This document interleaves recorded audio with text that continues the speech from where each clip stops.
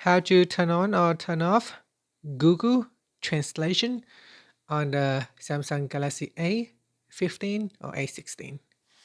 First, tap on the home button to return back to the home screen.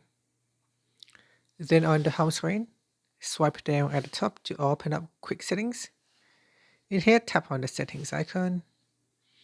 Next, we scroll down, then tap on General, Management. Next, tap on Samsung Keyboard Settings. Now scroll down, and in here, tap on Select Third Party Content to use. Then tap on Google. Tap on the Google toggle button to turn it on. Then tap on Continued, or tap on it to switch it off. Finally, tap on the Home button to return back to the home screen. And that's it. Thank you for watching this video.